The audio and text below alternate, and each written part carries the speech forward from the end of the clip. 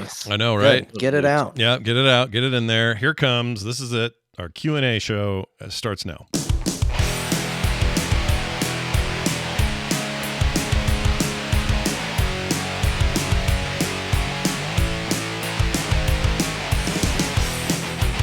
Hey, everybody. Welcome to Core. And you might say, hey, didn't you just have Core? And we'd say, yeah, we sure did. We just had Core. But we're doing Core again because, as promised last Thursday, we didn't want to miss a show this coming Thursday for Thanksgiving here in the States. So we're doing something early. It's a Monday. We're doing a Q&A episode. Yes, that's right. Welcome to Core, the only podcast made right here in North America by real North Americans. All three of us have like papers and stuff. It's not true at all. Oh, is it not true? It's all. I mean, it is made here in North America, I guess. Yeah, right? We're North Americans. I think that Bo isn't. Yeah, he's in North America. I'm in North America. Yeah. Not in the United States of America. Yeah. North America is Canada. True. Oh, Remember, I see. my fellow Americans, the whole place is called America. Is it? There's a north and a south and a central. Yeah, that seems a little. It's a little. That guy in Chile listening, he's an American too. Really? Huh. Yeah. Weird, right? Yeah, no, we're all in the. Who the came upper... up with America as a name for all these places? Was that us or was that other people? Did the continent come first? Did the continent come first, or did the U.S. come first? Someone in the chat's going to know that's this. what I'm. That Bo is getting right down to what I need to know. There's no country called we're Europe. The country. We're like, well, that's confusing. All right, I got an answer for you. The naming of the Americas, or America, occurred shortly after Christopher Columbus's death in 1506. The earliest known use of the word America dates to April 25th, 1507, when it was applied to what is known as the South America. It is generally accepted that the name derives from Amerigo Vespucci, an Italian explorer who explored the new continents in the following years on behalf of Spain and Portugal. Who the hell is Amerigo Vespucci? Amerigo Vespucci. Amerigo. So we named her after a guy that in my 45 years I've never heard of. Can we not come up with new names for things? Does this place have to be called America forever? Because remember, could we maybe substitute Columbus Day for Amerigo Vespucci Day? Yeah. Well, maybe I don't know. That's apparently one I needed to know. Yeah, you did need to know. Is he better or worse than Christopher Columbus? Well, here's what he came after Columbus, so your mileage may vary. But here's the thing: North America is considered the North American continent. That includes Canada, us, and other stuff.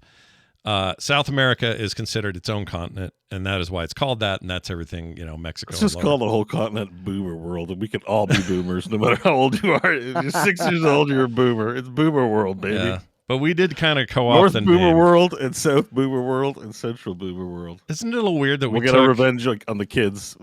We did. You're a boomer now, son. We did kind of take the American name without asking anybody else if they wanted it. Because we're the United States of America. You guys aren't like the Canadian provinces of America. Imagine France renaming themselves to best country in Europe, or the best counties in Europe. Yeah, and they're all Europeans now. So what a surprise! It didn't start with us, but we kind of co-opted it. Oh yeah, sorry, Dr. Callahan's right. North America includes Mexico. Sorry, I mean everything past Central America, right? So like if you have, I think everything down to is Mexico the furthest we go. I can't remember. It's been a while, but he's right. There's a British colony, I think, that would be considered America, like the Falkland Islands, way down south. Yeah, some of the islands British colony down there, and I think they count as being part of South America, but they're English.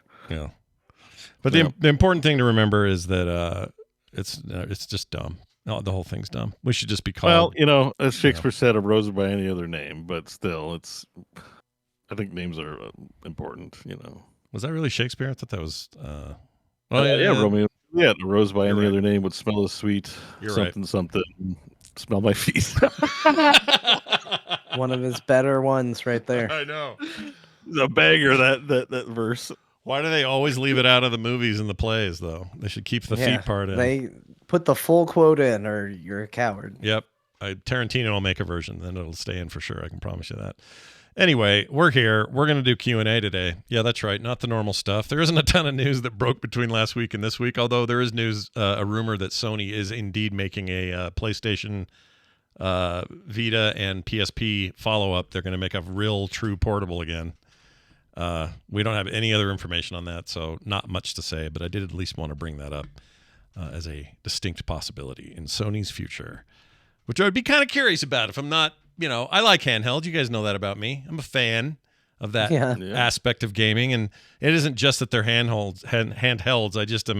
I don't know, I'm interested in why they exist, why they differ, why Nintendo always tries to make them weird, that kind of thing. And Sony getting back into a business they kind of floundered toward the end of the Vita life cycle is a crazy idea to me. But I love the idea of them, but I had an epiphany recently. Yeah, give me. And it explains so much of my personality and proclivities. All right.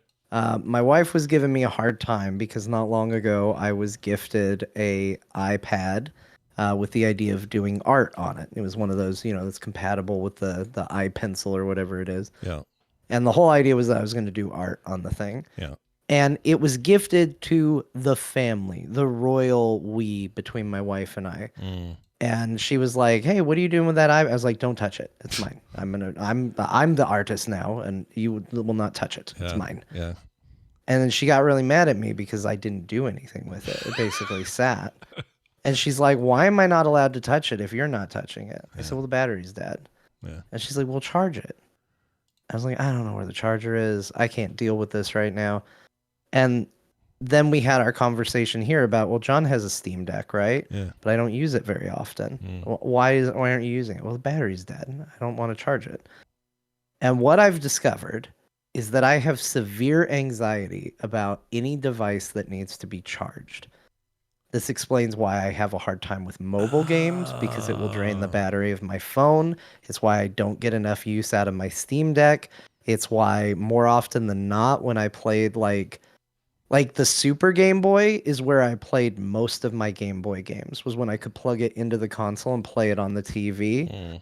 I, for whatever reason, if a device needs to be charged, I get extremely anxious about it. And I'm like, no, I can't use it because it will drain the battery. That's wild. You know what? I do that a little bit. I think I must have gotten over it, but I do it like with my phone. By the end of the day, if I'm out somewhere and I'm not going to be home for another hour or two, and I look at my phone, it says like 60%. Plenty. It's enough to get me through the next day probably. But I still see that and go, I got to charge this shit. I've read enough end times books to know, zombie books where if their phones weren't charged, the zombies came right when I had 10% battery left. I'm like, you dumbass, plug it in. I do this all the time, so I understand where you're coming from. Yours might be a little more extreme, but yeah, it's bad. Yeah. I was like learning something amazing about I was like, I didn't know. Apparently, I have a problem. Yeah, this is great. Yeah. Whatnot says I can't treat it, or he says I can't relate to this. It feels like nonsense to me. Charging is not that big a deal. That's the point of Whatnot. For some of us, it's weirdly anxiety-inducing, and for you, it isn't. Yeah. So like I watch a movie where somebody's phone battery dies and I'm like, how did it happen? Yeah. How could you possibly have used that much? Because every night my phone is charged. Like I plug it in and if I see it get to like 50%, I'm like, well, I better stop using this phone. Yeah. I might need this 50% somewhere in the day. It's because you were a kid during the era, the early 90s, when nothing had a good... Look, I have this right here. Where is it? I have a Game Gear right here that a fan sent me. And this thing, as famously, if you'll remember, had 2 battery slots in the back. This one and this one. Guess what? In each of those, you put 3 AAAs.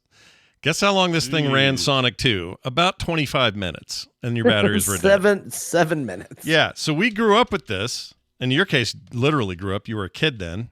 But in my teens and 20s, devices like this battery tech was horrible back then. And so we were never getting really good life out of anything. And the reason that Nintendo documentary that I saw recently went all into why they went black and white with the Game Boy, it wasn't because they didn't have color screens. It's because the batteries were dying too fast. So they were like, well, we can save battery by only doing this many, shades of gray, and it's all gray, and the grayscale screens don't pull as much power or whatever. Like, we're at a different time now. So if you're born 10 years ago, you don't care. All this is amazing to you. You could buy an iPhone 16, it lasts you 4 days. You're like, I barely even noticed. If anything, you forgot to charge it because you had so much life, you just forgot it needs to be charged. But back in the day, we had this shit. Yeah. And if I look at my history and the devices that are handheld that I did take to that I am really, like good with, every single one of them has phenomenal battery life. Like the Game Boy, the Clasp, the flip one, that had amazing battery life. The 3DS, SP, yeah. amazing battery life. Yep. Like you could even leave that thing unplugged. It could sit in your closet for 3 months. You'd pull it out. That thing could still have a battery charge. You could still keep on going. Yep. Like the stuff, and even my phone, I get anxiety about playing games and stuff on it because then I kind of step outside of the normal power cycle. It's enough to get me through every single day. I know I will be able to get through a day, and I just plug it in at the end of the day, and it's fine. All that stuff is fine. But if something can die quicker or easier, I'm like, well, I better not touch it. I don't want to use up the battery. Yeah. It's So a finite I resource. got a real problem. I don't know how to fix it, but now at least I understand where it comes from. This is how I feel about data caps. If a place has an offer to usurp a data cap by making me pay an extra $50 a month, I'll usually do it. I hate that they want me to do it, but I'll do it because I can't stand the idea, even though I know it isn't how it works, but there's some limit. And I always have to be careful. Hope I haven't used it too many bytes today. Freaking hate that shit. Yeah. Internet caps, dude. Oh, hate it so much. I can relate. To this. A whatnot, you definitely can't. All right, let's move on to get started with our questions. I even have a little thinger for it. Don't change the subject. Just answer the fucking question. There you go. We're going to ask some questions. All right, some Q&A. We haven't done this before, but I thought we would this week. talktothecore@gmail.com. We got some of them from there. We get a bunch from 801-471-0462, some from frogpants.com/core, and even more from our Patreon at patreon.com/core show. So let's dive in. I'm just going to start at the top here. If we don't get to all these, it's totally fine. We'll save them for other shows. But we'll start with this one. This was a text from Crafty, which sounds like craft dinner there, Bo. You always want a little craft dinner where you live. Yeah, I love the craft dinner. Nothing wrong with that. Says, hi, Cora. I bought some craft dinner You? yesterday. Yeah? How was it? I haven't eaten it yet. I just bought some supplies, groceries, they call it. Is that what those are called? Damn. Yeah, I bought some groceries, and it included some craft dinner. Excellent. He says this. Hi, Core. I assume it's a guy. I don't know, actually. Been a listener and supporter since about August of 2021, and I love the show. I keep hearing about Bo and the Bush Burger.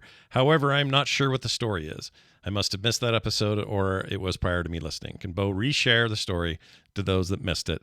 Thanks. You almost want to hear John tell the story, because John it was more of a it was something that I didn't really think. I will tell you about the burger though. It was at BlizzCon. I can't remember what year. 17, I think. And we were at the Hilton, and there was restaurants in there, and there was a pretty good burger place. Mm-hmm.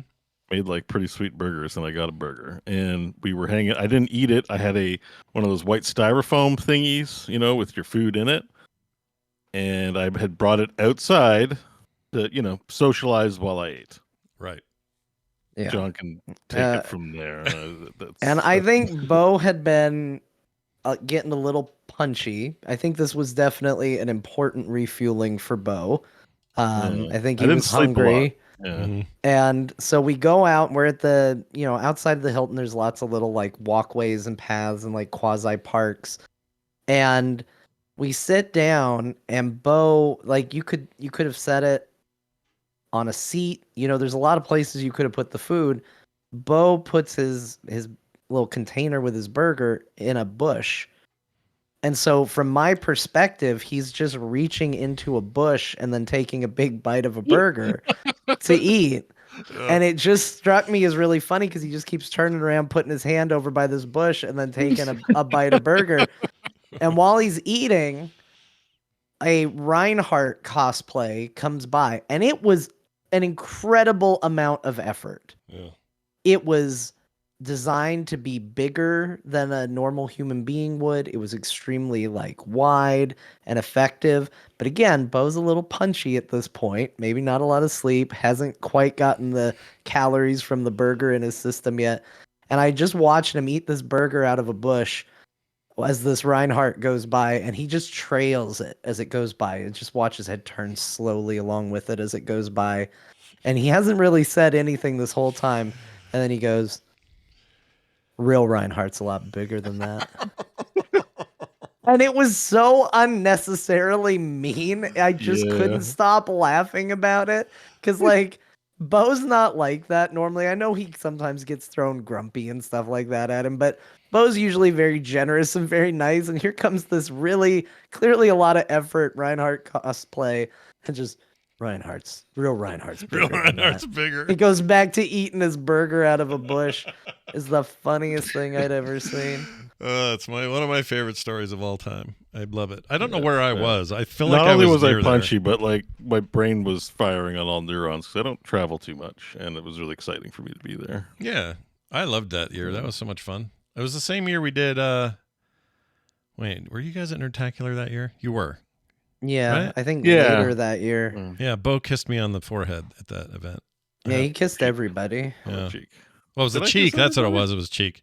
I have that photo somewhere. See if I can find I it. don't know. I don't know if you kissed everybody. You kissed I me. mean, You kissed Scott. I didn't intend for the photo to be taken. That was the shocking part to me. I was like, oh, somebody's, I was just, I don't know. I was just trying to have fun, We're having fun. No, it's all it was all fun stuff. I'm just gonna see if I It's have fun it. to meet you after like knowing you for so many years, even before I knew you, knowing you, because you're a voice in my ears before, like almost 2 decades. Yeah. How annoying is it Knowing now that you can see behind the curtain and know that it's just Not lame? at all. It looks as pretty behind the curtain as it does in front of the curtain. Oh, well, that's It's nice of you to nice to say. say. That's really nice to Yeah. say. Okay, I cannot find this picture, but somewhere I have a photo of Bo kissing me on the cheek in a live event, and I think I grimaced, but it wasn't because he wasn't a good kisser. It was just I didn't expect it. I think. No, you're on stage in front of a bunch of people, so like, how are you going to react? Like, and we didn't plan it or anything. No. so I knew. Yeah, It was a moment. it was my April Fool's Day joke, but not in April.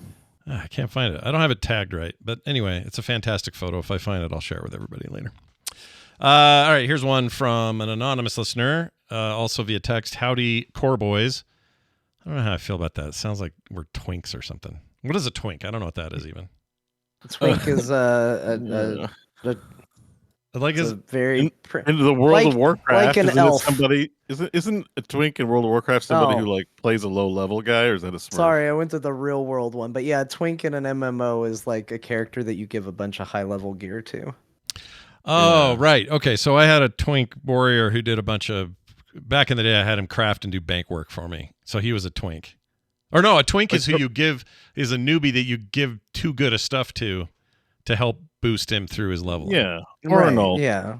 Boost Okay. him, or just like cap him at like, because I don't think there were level requirements on gear, so you could give him high level stuff and go to level 10 PvP and just blast people, something like that. But in the real world, like if my understanding is right, you're in prison, a new guy, kind of a green around the edges dude. It was a small crime, but they put him in prison for it.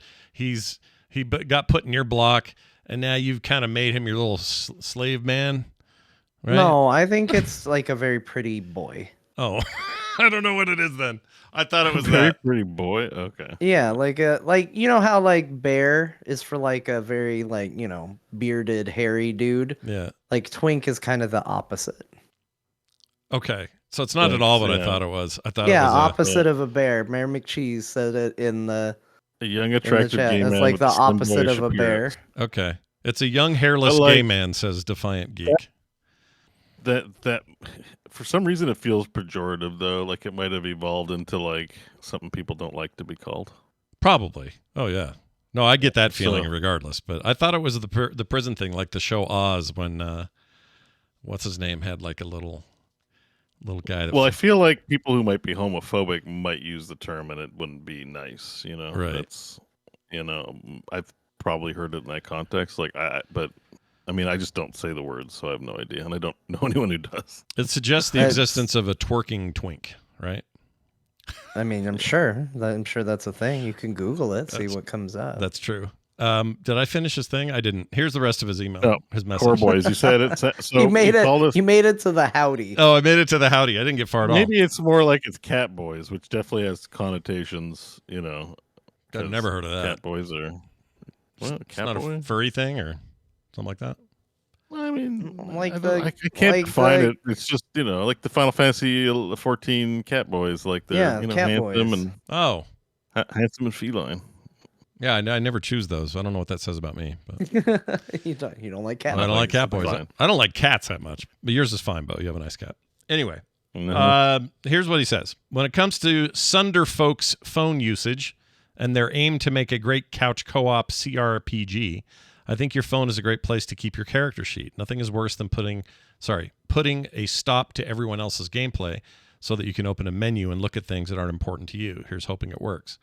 So this is about that game where your phone is the controller. Yeah, and part of that conversation. Sunderfolk. Weirdly, we just talked about it. Part of the reason why that's a negative to me is because that's now using my phone outside of the normal. And that's a battery getting drained, isn't it, John? It's a battery going dead. It is a battery that you can I like drain. it. I like it. Everyone has phones these days. I can, this seems good. Everyone brings their own controllers, so no one's like, "Does we have enough controllers?" You got a phone. I mean, I had to work very hard to get comfortable with the idea of the Jackbox Party Pack using my phone, but now I'm with it. I'm hip. So when you're part of the, when your phone, I'm down to clown. You're down to clown. All the things. Okay. This might be get you to use your phone in that way. Like this is, if it's a fun experience. I'm looking forward to trying it for sure. I'm very excited about this game. This is that Dreamhaven joint for those listening at home. I can't see the screen. I mean, if this was anyone else, like just some random indie company, like maybe they'll be good, maybe not. But it's like, like Morheim's got his name on it. It doesn't mean nothing. It's using my phone as a controller is not a deal breaker. I don't see that and say, well, no, now I'm not going to play your game. But I don't consider it a positive. That's where I land. Okay. It's not going to make me not play the game, but you're not going to sell me on the game with it either. I get it. Yeah. It's not the primary. Like a lot of people just go, yeah, it's in your pocket. You've always got it. Why not? And you're not falling for that. You're just sort of like, No, this is okay, this is what you've proposed. We'll see. That's a healthy way to look at it. I think because there's definitely times maybe this is easy to run. I don't got to buy 4 copies of a game. I don't know how that's going to work. Hopefully, I own Sunderfolk. Buds come over, we play. I'd be shocked if it wasn't that. If they don't do that, they're being stupid. They have to do that. Yeah, is everyone going to have an account, even though they don't have to buy it? Maybe everyone has to create an account. A lot of people I know are like you're going to set up an account for your 9-year-old. So hopefully that's also not a factor. You just install the app and run it. So we'll see. It says there's a lot of questions. It does. There are a bunch of questions. It doesn't. We don't even know if this is going to be free to play, although I assume it is. But regardless, they put a note in here that says the free mobile app is required for you to play the game, and they sort of emphasize free. So you have to. Yeah, you have to have the app. Free. It doesn't have a dollar cost, but am I signing up for something? Yeah, we don't know yet. An account? Yeah, like I said, a lot of people that I know complain about the number of passwords and logins they have to have. Is that going to be maybe it's integrated with Apple or something, so it's easy? But do you really want to create an account for your 9-year-old if you're going to play with a couple of kids or something like that? You kind of just controllers just work. Don't need an account for an Xbox controller. Yeah. What I would like is the way that Jackbox does it is great because you don't have an account for anything. So you buy the game, you run it on whatever console or PC you have, and then if people want to play, they go to a website that is literally jackbox.tv, and you put in a nickname and the code on the screen to get into the particular game you're going to play, and then you just play. And there's never any accounts or verification or sign-up to anything, and I really like that. The reason why I worry about the signups, because this will be a temperature check on what Dreamhaven is doing business-wise, or what's going on.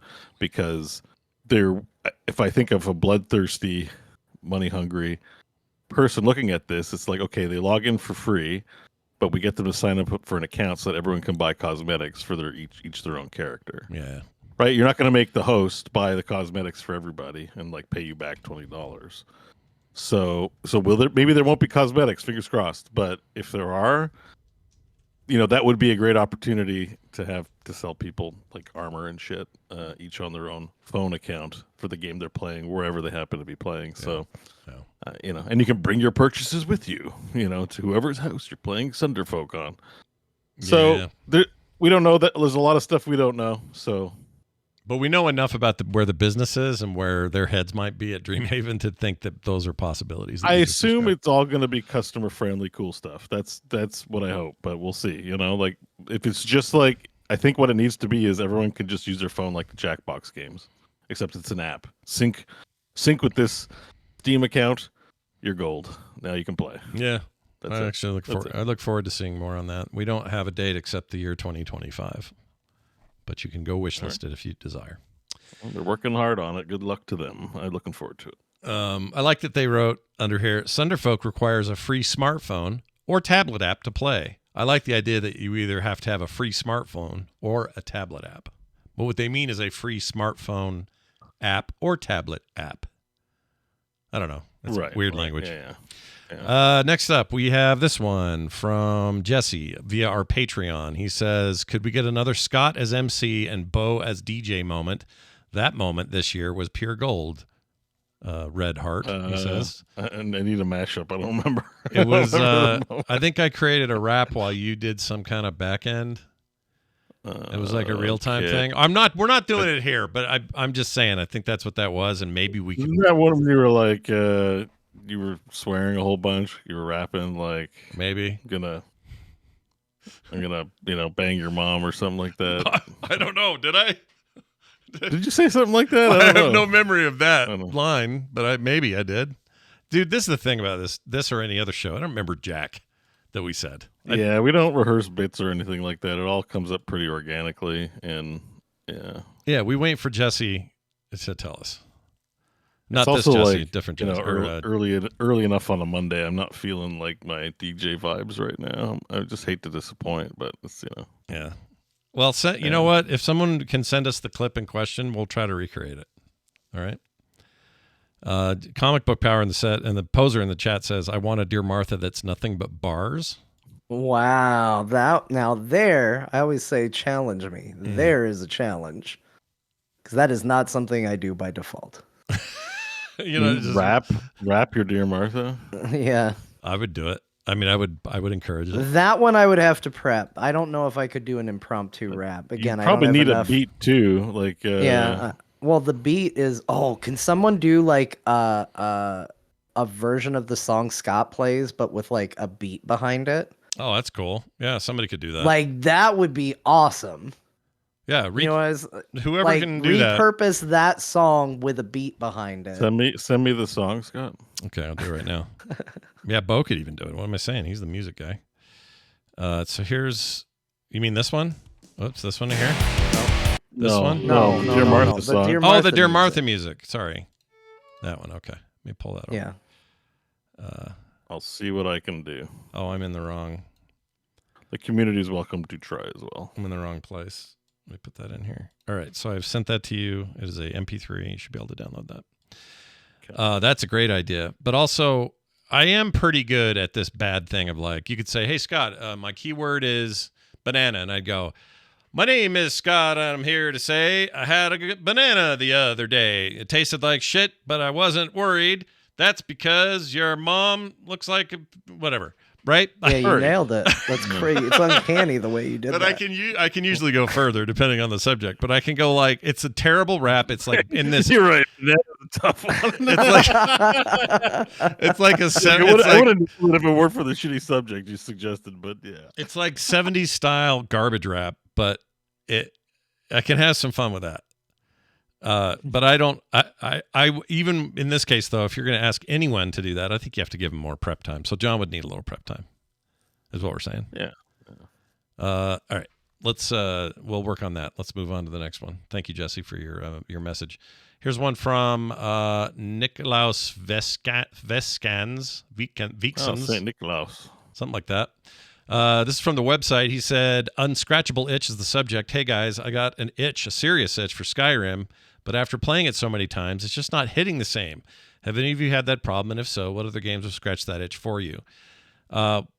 Exactly that with Skyrim for me. There were times Skyrim's that for me too. Yeah, like I every once in a while I get an itch to get in again, and the first few itches are great. But now I always go, why am I in here? I don't need to do this. Like I just can't. It's not the same. The magic is a little bit less for me now, so I don't have that thing. But I do. Usually for me, it leads to a lot of downloading mods because, like, to me, the magic that I'm trying to recapture is when Skyrim, like, you got in, you played, and you're like, oh my god, this is beautiful. Mm-hmm. Look at this game. Yeah. Now you play it, and you're like, okay, yeah, it's okay. And so then what ends up happening is I go, well, I could make this look a lot better. I just need to download 792 mods and then it will look and play brand new. And so I go down the big rabbit hole of like download mod, install, play. And by the time I get all my mods set up, I'm like, I don't want to play Skyrim anymore. I'm not in the mood for this. I'm done.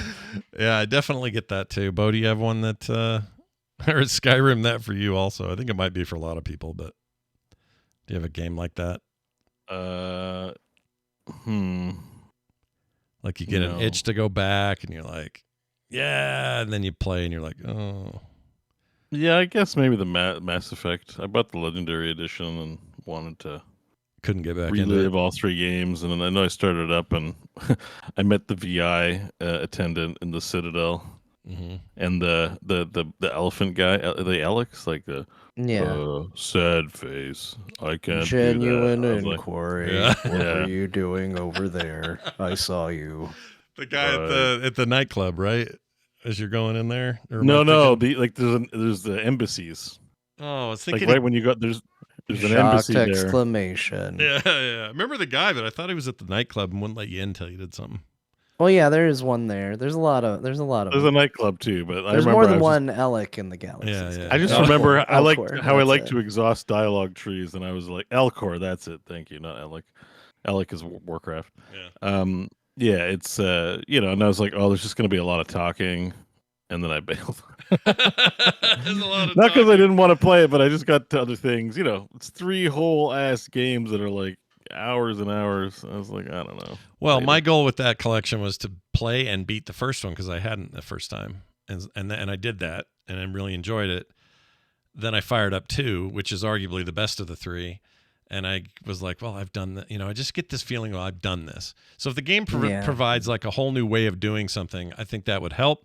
One example of a game I can do this with is Ancient, but every time I play it, I'm excited to play it and keep playing it, and that's Joust. I'll go back and play Arcade Joust 1 just about any time.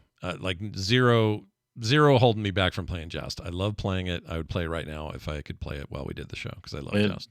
Dead Space was a banger to come back to, and that was like a one for one. The levels were the same. Like it was a one. It wasn't like there was anything new in terms of levels or monsters. It just looked so much better and sounded so much better, and was a great experience. Yeah, I was a big fan. As an example of something like Mass Effect, if they would just, put metahumans in Mass Effect, like updated it that way, but kept the game identical, like it would be, worth the playthrough for sure.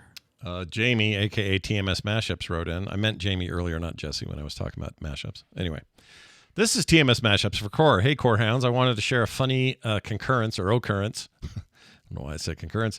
In the latter half of the show, after Dear Martha, I found I had a Batman theme stuck in my head. Without fail, every time, I had no clue why it would pop into my head. It turns out the bumper Scott uses for the more news section after Martha sounds very similar to the start of the 1960s Batman theme.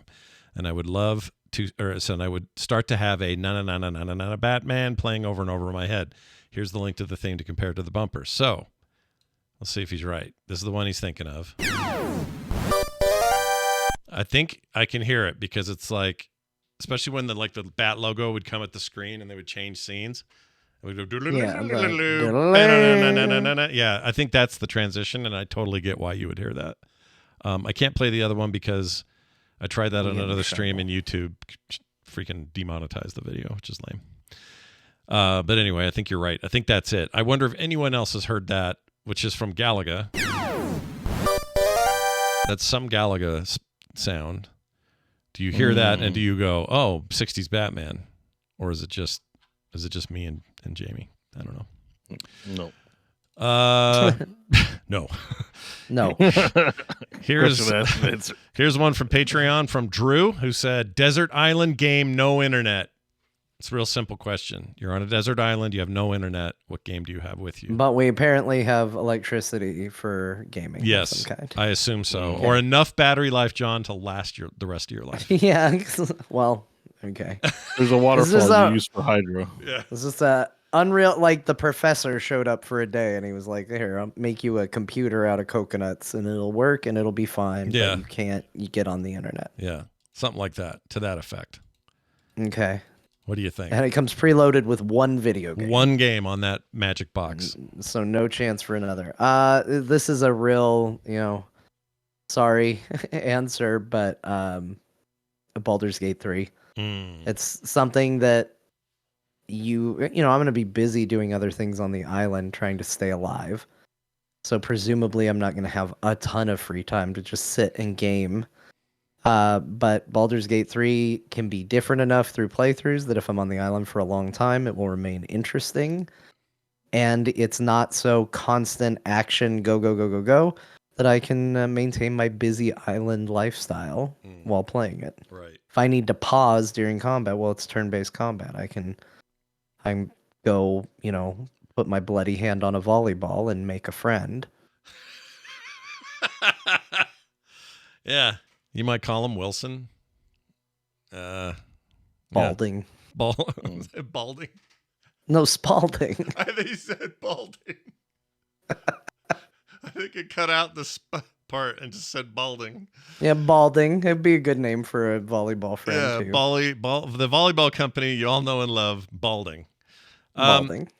John or Bo, do you have a game that is like your end all be all? Probably tempting to say the same one because everybody wants to play BG3 forever. I mean, part of me wants to get cute with the answer, and it's like, well, I'll play Microsoft Flight Simulator. I'll learn it finally so I can build my own plane and leave the island. Yeah.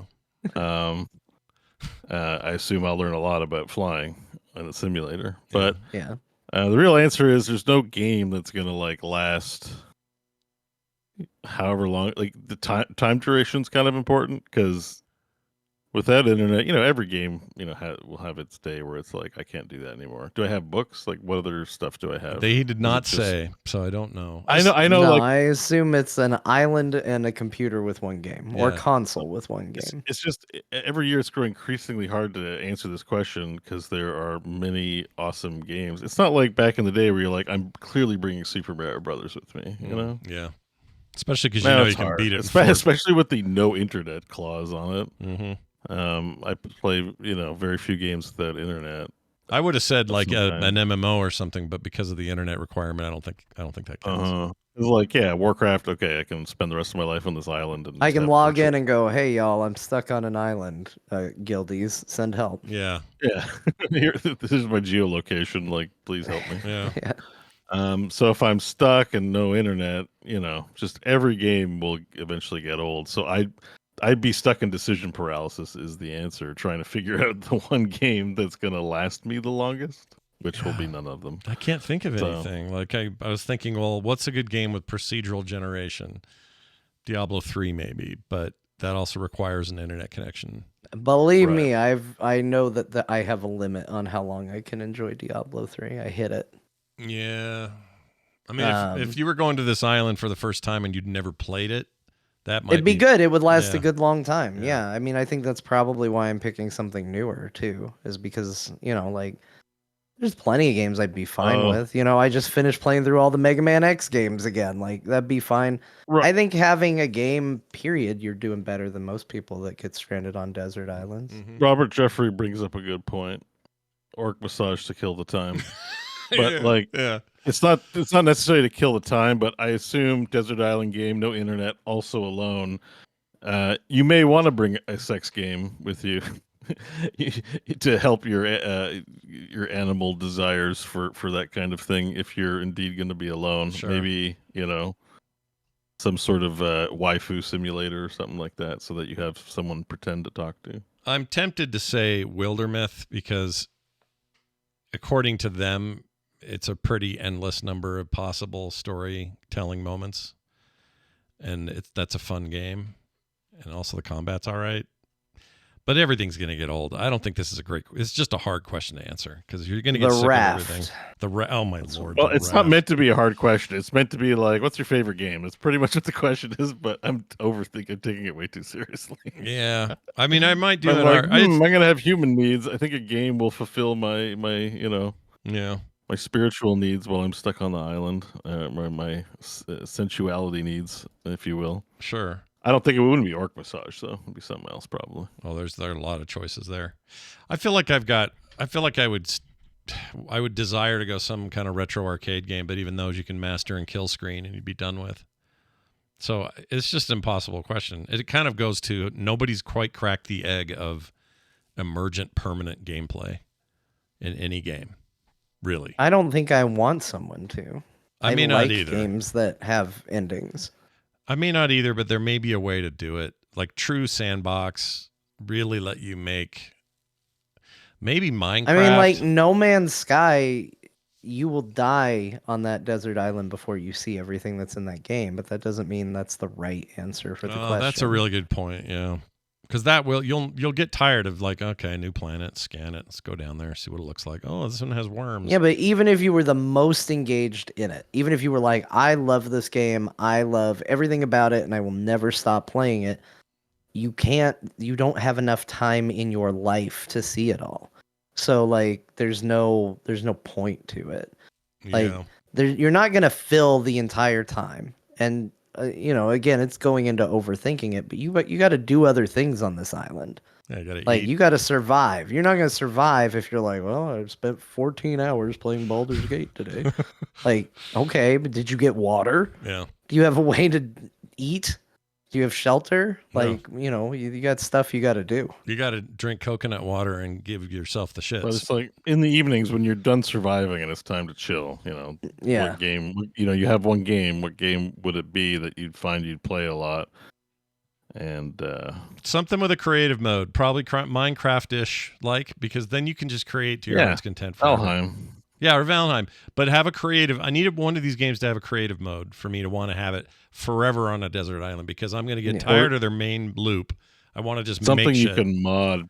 You can learn to mod and then create infinite games with. Yeah, and the mods would have to go with you though, right? Well, no, you learn to make your own mods. You're like, I'm not getting games if I don't make my own new games. So I guess Skyrim is the answer. Skyrim was always the answer. Yeah. I love it. Now that we're done making all the women clean or whatever that creepy mod is, now we have to build more. That's not creepy. You just, it's just giving people baths in a world without baths. No, it's something. There's a whole thing with that. I read. It's weird because the thing is called Clean Women. Whatever. But that's weird. It's something I saw, and I read a whole thing where it's like a specific. Clean Faces is the name of the mod. It just removes dirt. There's something else going on there. You guys are talking about two different mods, aren't you? I don't know. No, there's a mod in Skyrim. I think it's called Clean Faces. Yeah. It just removes the dirt from people's faces. But there was something else. Right. When Scott talks about the mod, it makes me feel like he's talking about a fetish that people like to clean other people. And when I read it, it was something like that. When I was reading about maybe the mod. you're talking about something else. I thought you were talking about the mod that just removes the dirt from people's faces. No, in fact, which I don't think you. So it's a character option. You can make your character muddy in Skyrim, right? Yeah. Like, I got dirt on my face. I live in a medieval society, and I'm an adventurer. That makes sense. There's no showering. But you can choose whether or not you have that. But the NPCs in the world, that's been pre-selected for them. Right. And there are some people that are like, I don't want to see dirty people in my world. Dirty women. Dirty people. It's both genders, Scott. I think it's called Clean Women Face or Clean. They put women in the name, I think. I don't know. Chat just says Clean Faces. This is a Q&A episode. Let's find the mod. Yeah, let's find the mod. Let's find out. There's something weird with it. I talked to somebody and they were like, "Oh yeah, don't go near that." Well, mod. sure. There's gonna be weird mods for everything. It's fine. But I don't think there's anything wrong with saying like as somebody who downloaded the mod for Dragon Age that gave everybody good teeth, because Dragon Age was like, hey, let's give accurate fantasy teeth and let's give everybody like brownish decaying teeth in this fantasy game. I was like, oh, I'm so grossed out by the teeth all the time. I downloaded a mod to fix the teeth. I don't think there's anything weird about that. No, I don't either. I just wanted to see nice teeth. I don't either. I think that one's fine. The thing is, the only mod missing, maybe it exists now, but the mod missing from Veilguard is blood splatter after fights. That pisses me off that those aren't in there after all those other that games. should be in there. That's still the coolest thing. Yeah. Can't believe they didn't include that. Yeah. Of course, a lot of the enemies in Veilguard also don't bleed. Some of them do. That's true. Some of them just have blue hues that dissipate as you kill them. Someone in the chat says, I'd play Half-Life, the original, or the Orange Box edition, says Luke. Yeah, those games are all great in that Orange Box. It's just that you would lose interest. Also, you'd need internet to play TF2, so that game would be useless. There's no bots in it. So you'd have to have Half-Life 1.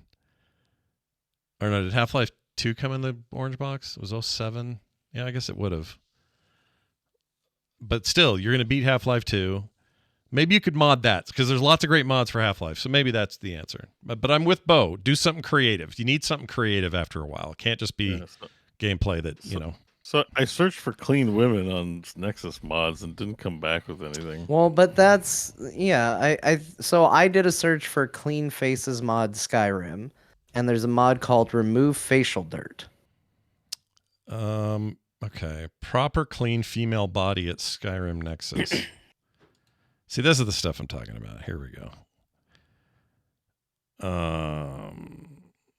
Okay. And the remove facial dirt mod has a man as the poster image for the mod. Okay, but what about this one that I'm now showing you? Okay, well, sure. If Proper. You're gonna, what about? Well, no, I went and looked on. I'm on Nexus mods. Okay, hang on. I'm there. Oh, proper clean female body. This is the one. Okay, what's this mod? What does this mod do? This is the mod. Can you show this on the stream? I think so. There clothes on them people? Yeah, they're bikini clad or whatever. Okay. She's wearing. Good. I don't know what that is. But it includes all of the mod or the textures for it and stuff. But basically, it is. Let's see. You have to be logged into download. I can't do that. I don't want to do that. I'm just looking for description. Here we go. Proper cleaned up version of the default female body textures, which removes the dirty look. I don't know. It just feels that's creepy to me. I don't know if that was for everybody. Fine, but just a lady one, creepy. They just don't want dirty ladies. What's wrong with that? I don't know. Look, people should install whatever they want. I say go for it. Do whatever you want, but I think it's weird. I'm just saying it's weird. Yeah, I mean, this is the most unexciting mod ever. I mean, it's boring. It's just to make the women in the game a little cleaner than the men. I don't know. 20,000 people downloaded it. Yeah, or unique downloads. 12,000 people downloaded it. Put them on a list, those people. All right, let's try this. This is a text activity. Bo asks a small trivia question, and John and Scott have to race on Google to find the answer first. I think we just did that, but we can do it again. He says, I think John and the listeners would love to better understand if Scott's Google techniques that produced incorrect results or if it's just DuckDuckGo. Thanks, Ryan from Boston. I'm not sure what he's referring to. I don't usually, if we have something come up we don't know about, just a quick search to find it. All right, give us some trivia, Bo. Think of a trivia question for Scott and I. Yeah.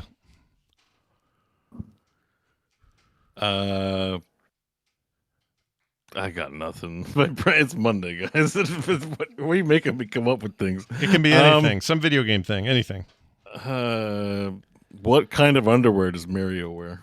Underwear on Mario. Canon style. All right. So underwear on Mario. The answer could be that none or there's no answer, but whatever. First thing I get is JCPenney, eBay, and Amazon all selling underwear with Mario on them. Okay. Well, we're looking for the answer as to what kind of official Nintendo underwear. Like, what's the canonical underwear, if any, or if there's none? Like, Let's you're see. looking it up. Nintendo. Okay, boys 8-pack. I don't want that. I'm coming up short. I'm just finding stuff where people want to sell it. Let me generate. Or Mario. Okay, I know he's not Mario. Jesus Christ, leave me alone. Okay, I found it. So in Mario Odyssey, he wears he wears some like white polka dot boxers. Just the closest he's ever been to wearing underwear in a game. Yeah, because you change his outfit all the time and his default state. Wait, this is a race, so I guess you're conceding to John? Well, no, I found it exactly the same time, and then we talked over each other. I found Mario typically wears red boxer shorts for swimwear, but his usual underwear style is not specifically detailed in the games. I don't know which one's more accurate. I think here's what I'm going to say, and this may be controversial. Let the court of public opinion decide. Scott threw a lot of bogus information at you while I casually and quietly found the correct answer. And I still think I had it first, but I took a moment to really make sure that I knew what I was saying and then politely waited for Scott to finish before chiming in. Yeah. So I think I was first. I was certainly the most accurate. Really? Because I think the boxer shorts for swimwear is accurate, and he has no nipples. But his usual underwear style is not specifically detailed in any of the games. I think is true. He never shows us his underwear, really. As close as we get to these swimming trunk things, right? Even the polka dot ones. I know. So, what do you feel? Does anyone feel that their experience would be superior or less based on DuckDuckGo versus Google? Which is better for the show? You know, what are we endorsing here? All I know is I haven't used Google think in it's years. ability to search terms. I don't think DuckDuckGo matters much. Well, yeah. I just think it's what you put into the search box. I didn't realize like this because this is almost like market surveying, right? Because Ryan says I think John and the listeners would love to better understand if it's Scott Google techniques that produce incorrect results or DuckDuckGo. Yeah, I don't know what he means. This is just for Scott. I don't know why John was included. This Ryan's basically just asking if Scott's Google techniques are bad. Like, are you bad at Google? He Google got search? to the right answer eventually. I got there pretty quick. Is DuckDuck, or if you're good at search and you use DuckDuckGo, is DuckDuckGo bad? This is weird. There's a little apples and oranges on the question. Yeah, it's a little odd. I'm not even sure why he wants to know. To be honest, it's a weird thing to ask. I'm like, who are we serving up here? Are we serving up Scott for some critique, or are we serving up the browsers for being shite? I don't know. Yeah, I don't know what he means. It's weird to me. Yeah, I think your search is fine. Yeah, it's fine, right? You're both my favorite search engine users. Oh, thanks, Bo. I'm sure the core listeners agree. We right, everyone? Yeah, we all agree. Write in if you dissent, and Thanks for Ryan. I know you're trying to create a comedic moment, and maybe it was. And maybe you succeeded. Maybe. We're never gonna know. Maybe. Monty Boggs. The listeners can judge if they laughed or was like skipped. Sure. So we'll see. Monty Boggs on our Patreon wrote in, says, I know plenty of us are cautious of the use of AI in creating video games. However, would you be interested in seeing it used for tutorials or customized in-game guidance? I think it would be useful if AI could be used to recommend optimal next steps toward item upgrades in World of Warcraft, or even coach me on how to improve my rotations. Yeah, if you branch that out to even just things like any game, really. I mean, hang on, tutorials. before we look foolish, that's where this AI shit comes from, right? It started as can it beat poker? Can it beat can it beat humans at chess? Can it beat humans at poker? Can it beat them at Go? Yeah. Can it beat them at StarCraft 2?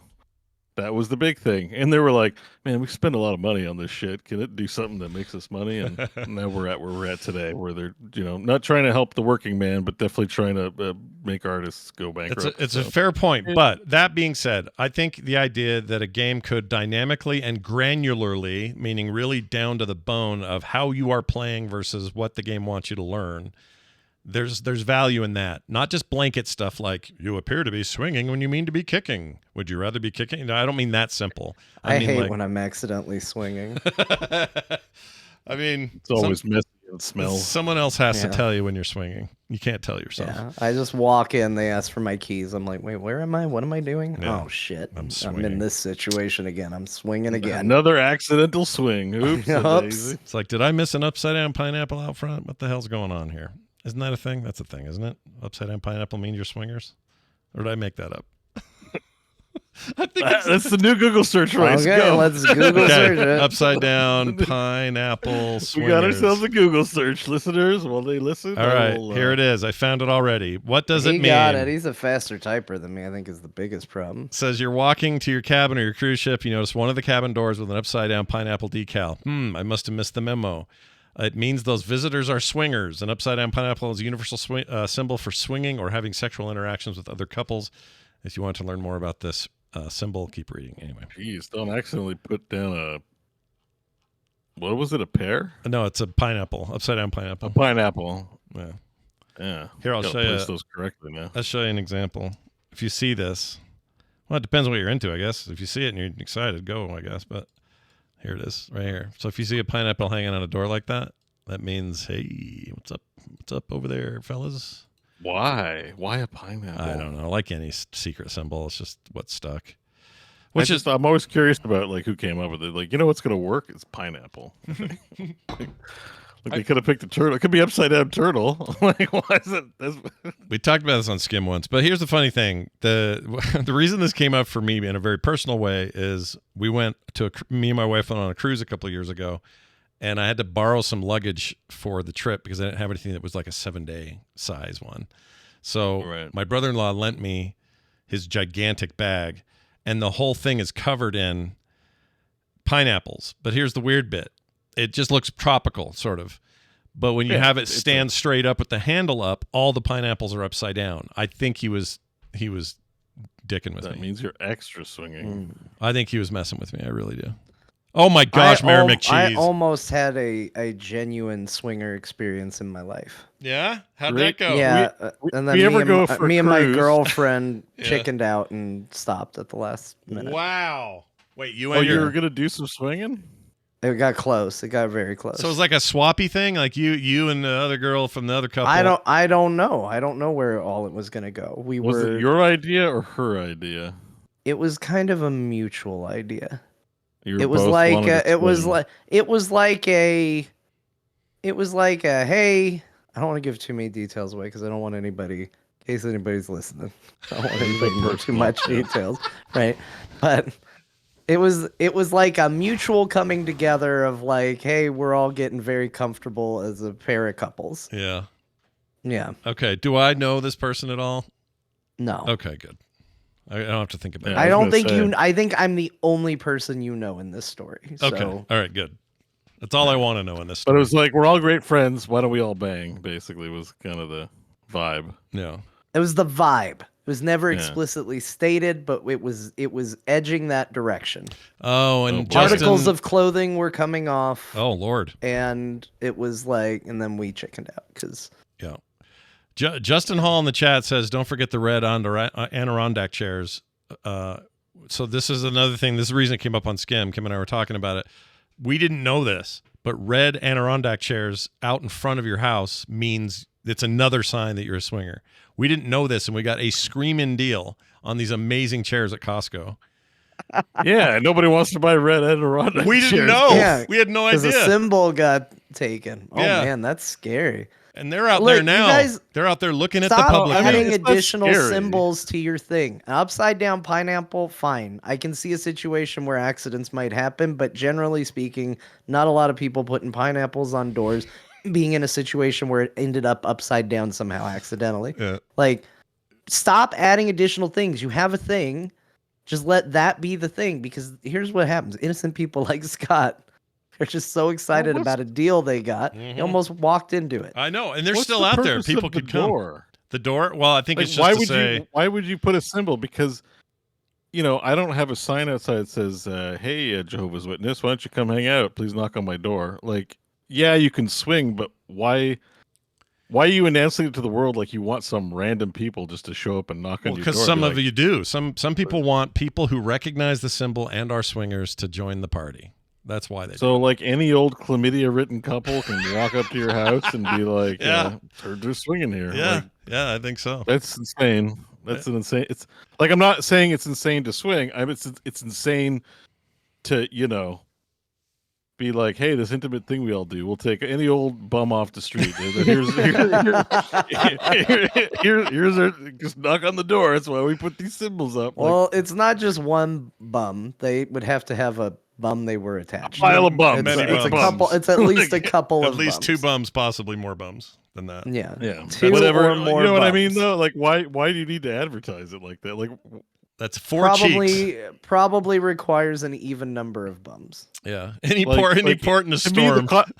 To me, the context would be like what John described, where it's just like you meet some people and then maybe you order a pineapple at the restaurant and then you put it upside down in front of you. And then it's like, if I take this pineapple and do this, what do you think of that? And they order a pineapple and put it upside down too. Like, we got a match. Yeah, we got a match. Like, why is it on the front door? Like, why is it on any door? I think that it's just a combo.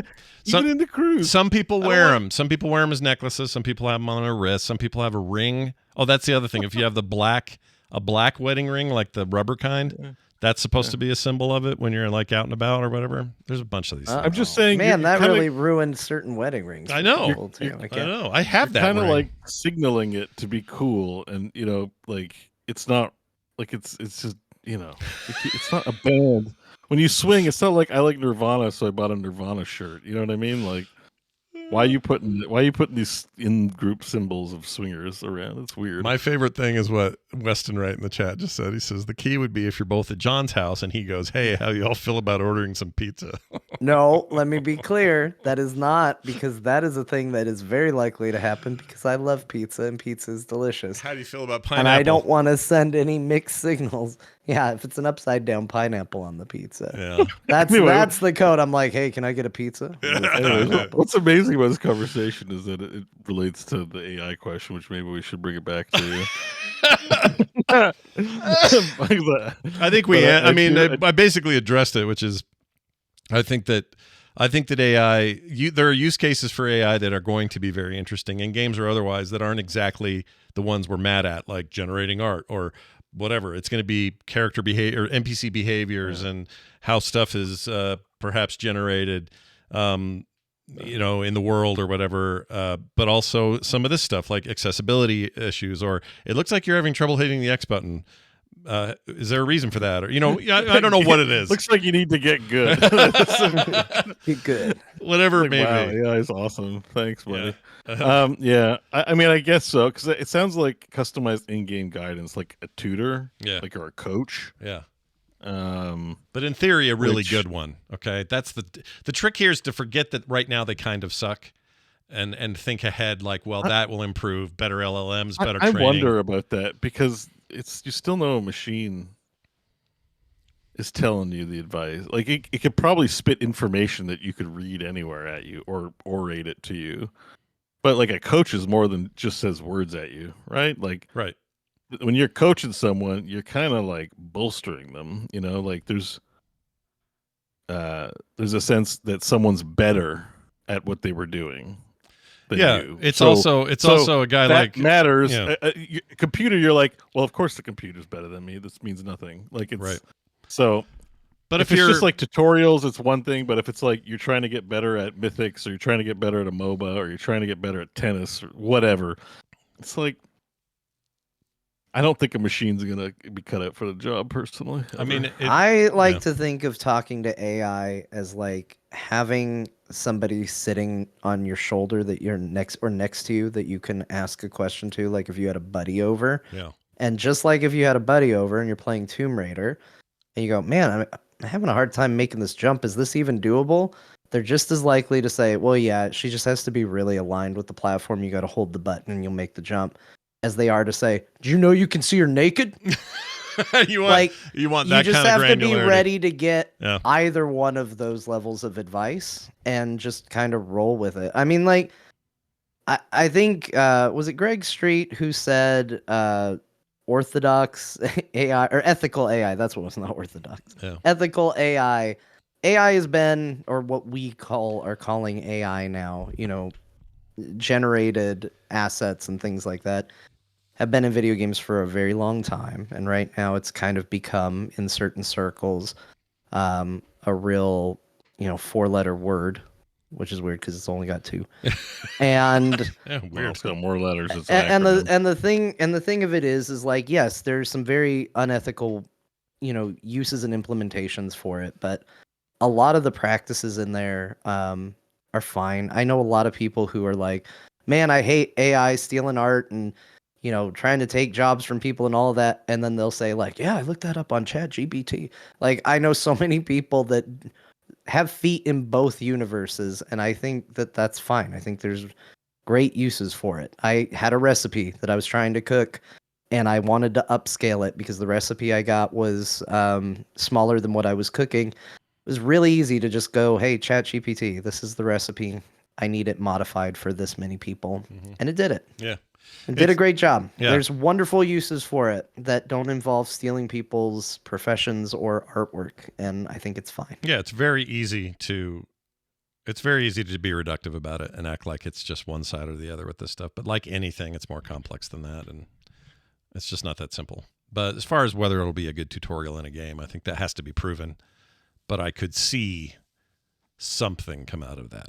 I don't know what it'll look like, but Bo's skepticism is, I think, is earned. It just depends what you mean. Like if you need something helpful, like what John described, okay. But if you're talking about tutoring for peak performance play, then that's another thing. Yeah, and if they're going to do it that good, they're I going don't know. to have to show that has to be proven out. Like That's just how I took the question, like tutorials and customizing game guidance. right. I think that's probably an eye of the beholder thing with this question because it's not specific.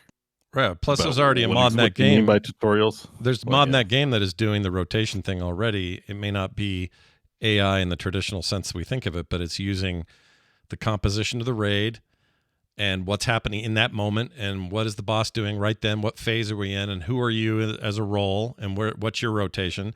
And it will recommend like an evasion skill because at that moment it's the best choice given all those other factors. Like that's a form of this, right? I still think like it's weird because I went through this with Mythics, right? Like we are some World of Warcraft talk. Shocker, it's a gaming podcast, and we're gonna get into some games now. Weird. We're playing World of Warcraft, and we have heroic track gear, which at the third tier of crests that we need to spend to upgrade them maxes out at 4 of 6, and we get 619. And then in order to upgrade further, there's a fourth tier of crest, the top one, to upgrade it to item level 626. All of our items, we need a lot of them, and and a lot of folks were, including myself, were just like, "Hey, we're not going to go farther than this." It's like just too hard to find them because you have to do really high level mythics to get them, or do the mythic raid. So it feels like we're locked out. And nobody we talked to, there's a few people who are like, oh, I can do mythics, they're not that bad. And some people showed me. And then I found, but what they showed me was like not a reliable farm of them because groups would still break down. We still have difficulty with mechanics, all that kind of stuff. And over the past week, I found a technique which worked that I don't think any machine's going to be able to discover until a human figures it out. For stuff like that. And that's exactly what the question is referencing, which is a pathway for upgrades. I don't think a machine at this time is enough to evaluate human temperament and to coach people. Will it ever be? I think it would have to understand humans to a sufficient degree that it would not be artificial anymore. It would just be intelligence. Well, that's the idea, is that eventually you have enough inputs that you have that intelligence. The machine has it and can make those determinations. So it may be billions of run. Let's say it's a fight, like you're talking about, like an encounter. Billions of those fed into it in terms of all the data, stuff we can't, you and I could not sit down and take all that data in.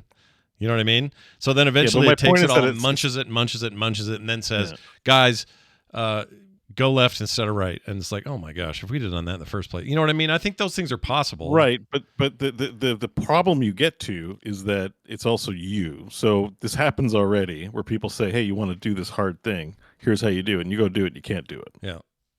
So the AI can just do that and say like, this is the way that people do things. And you're like, well, I can't do it. When I go to do it, I can't do it. So you need somebody to actually evaluate your performance.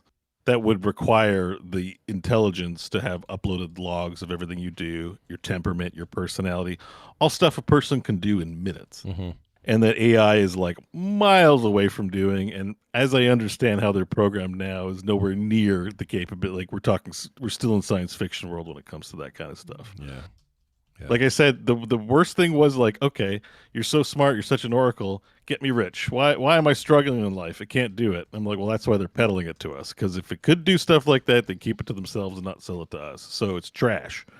But Now, it see, probably if does some AI cute was things. really smart and you said, how can I get rich? It would answer, invest in me. I like that. Sure. But again, the rich people would do that and then just get rich. But they're clearly not doing. They're clearly, floundering with VC money. It's not. They're still trying to find where the money is in this stuff. They haven't found it yet. They're all forcing it down our throats, and nobody's buying it. Yeah. Just NFTs were like that. Crypto's been like that. Give it a few years. That being said, I think if you want proper coaching, if you're talking about high performance, you need a human. You need to find a human. That's my answer. For now, anyway. I'll say this. Did use ChatGPT to ask it what an upside-down pineapple means, and here's what it said. This is GPT's answer. An upside-down pineapple displayed in a car window or other visible places is often associated with being a subtle signal in the swinger or open relationship community. It's used as a way to indicate interest or openness to meeting others who share their lifestyle. However, the meaning can vary depending on the context, and some people might display it purely for aesthetic reasons, unaware of the potential connotation. I mean, they got it right. I just love pineapples that are upside down. It's just my favorite. It's just, I love the pineapple. Its design aesthetic is, boy howdy. I can tell you it gives my daughter's little girl really bad diaper rash, so she will not be into pineapples for a while, probably. Because she eats them, I mean. Anyway, moving on to Maganium Forever. Text message. Hey, Core Guys, just want to chime in on the Pokemon discussion. The Pokedex in particular has some weird Pokemon descriptions that fly under the radar. Hypno in particular is one of those generations, or one of that generation, is described as being a kidnapper. Good Lord. This was all onto that. We learned some of that leaked lore about who might be mommy, daddy Pokemon and all that. Anyway. Yeah. His one has been thrown at me by, I think he means this. This one has been thrown at me by a particular kid who comes to the library I work at, since Hypno is one of my favorite Pokemon. I assume there are other dark hidden gems in the Pokemon Pokedex lore. Also, Typhlosion and all the fire starter Pokemon are named Fuecoco.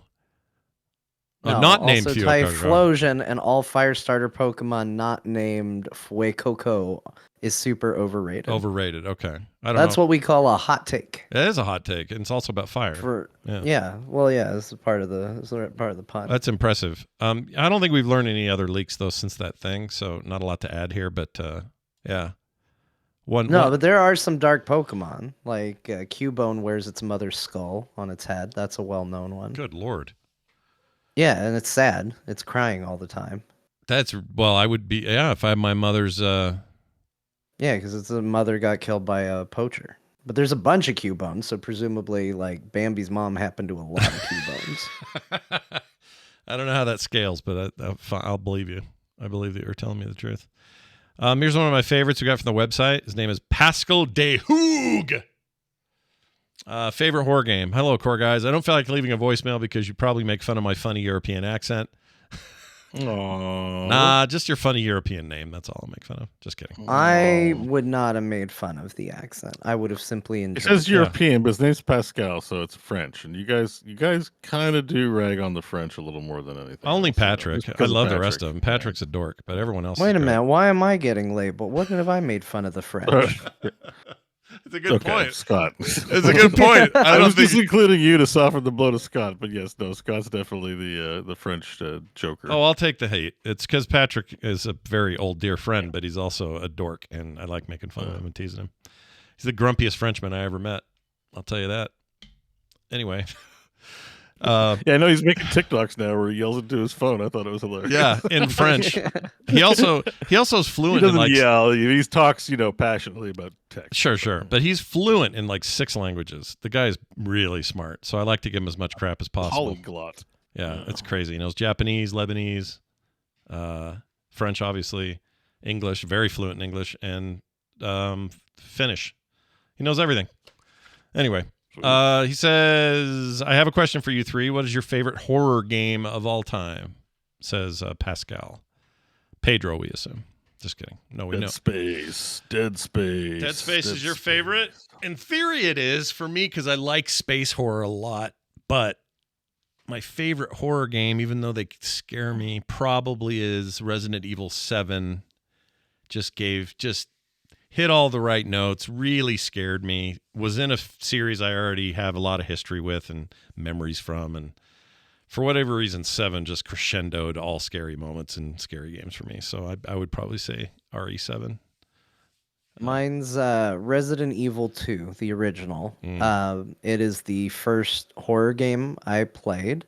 It is the first PlayStation game I played. Obviously became extremely obsessed with it, eventually got it on PC, and it has just always stuck with me. I mean, the outfit my D&D character wore was based on rookie cop Leon S. Kennedy. So Yeah. it's been a go-to tied into everything. I don't think it's the scariest game. I don't think it's the best game, but it is my favorite horror game. Was Mr. X in the original, or was he just an ad for the He was remake? in the original, so you got a lot of value in Resident Evil 2 because you could pick which character you wanted to start as, either Claire or Leon. Right. And then once you beat the game, you would then do what was called Scenario B as the opposite character. So if you played Claire first, then you would do Leon Scenario B and vice versa.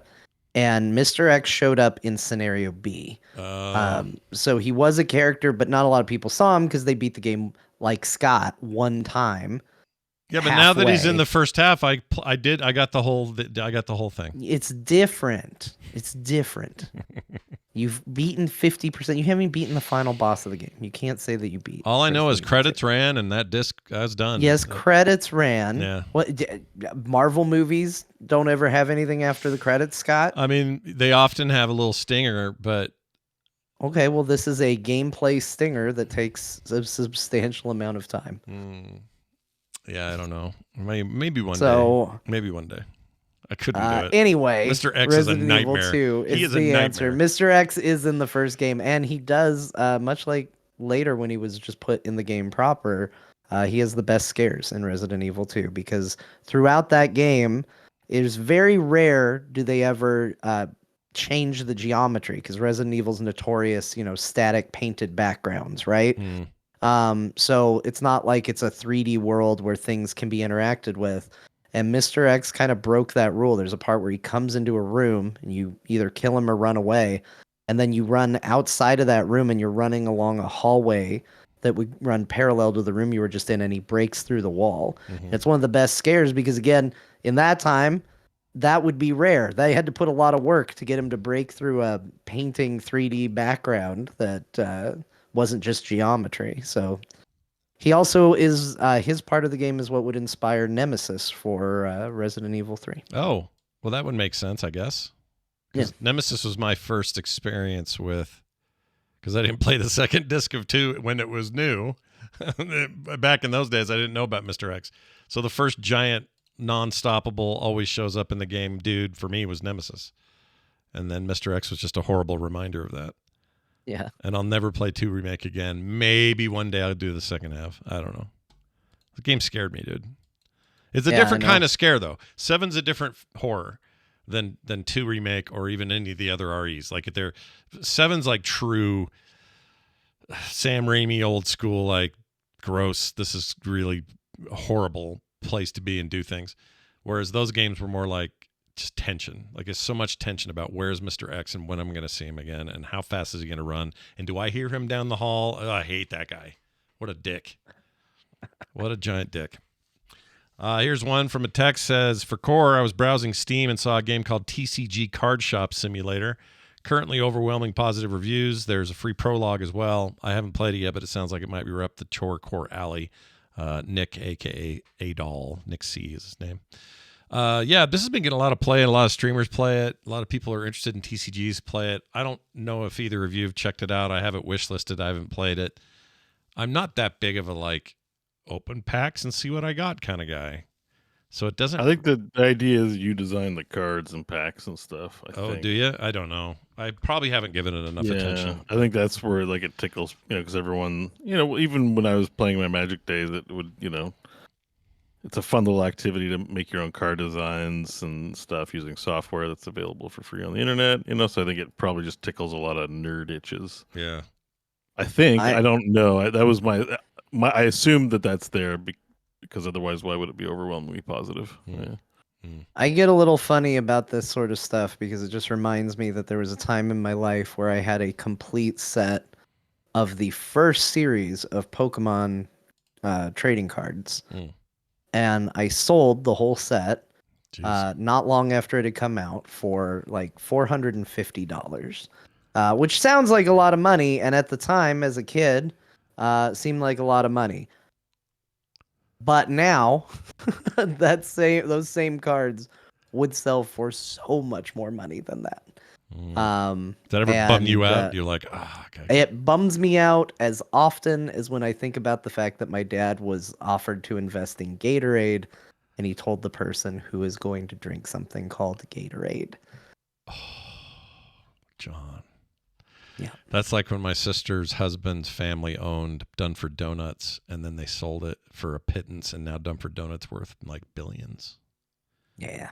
And we're all sitting Oh man, that's like two Walter White stories right there. Yeah. Yeah, a lot of Walter White stories going on right now. Yeah. We have a number of those in my family, I'm afraid. I think we share that in common. Yep. I I mean, to be fair, if he had done that, I probably would never have been born. So. Oh, well then, I'm glad it went you'll the take way it went then.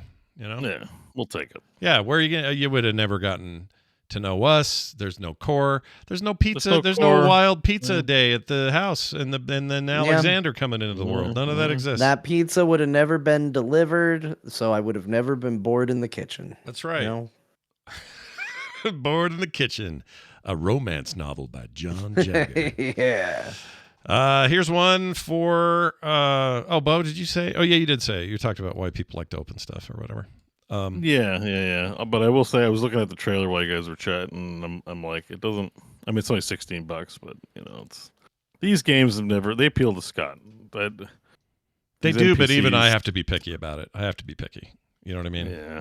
I'm looking at it, and it doesn't look like you can make your own cards, so I'm not sure why people aren't liking it. Yeah, I'm not as interested in this one for some reason. It just didn't jump out at me. I know a lot of people really like it, but yeah. I'm sure it's fun. No knocking it. I found a new tavern one I got to play. I still haven't played it. My daughter played it and said it was awesome. I need to get in there and give it a shot. Talk about it on the show. All right, here's a Patreon one from Corey. He says, what songs do you feel best symbolize the current trajectories of popular AAA studios?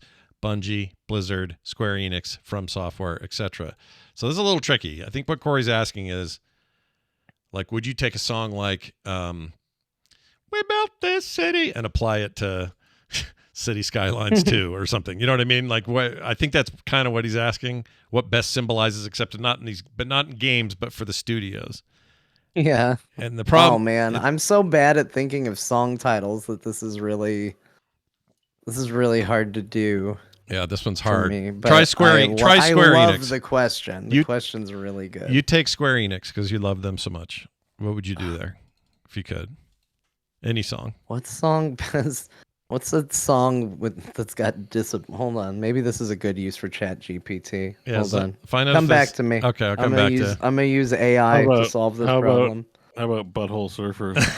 No, you want something that's like never satisfied. Who was in my room last night? You know, with all the transactions and ways they're trying to invade your life, not just be games. Yeah, that would work.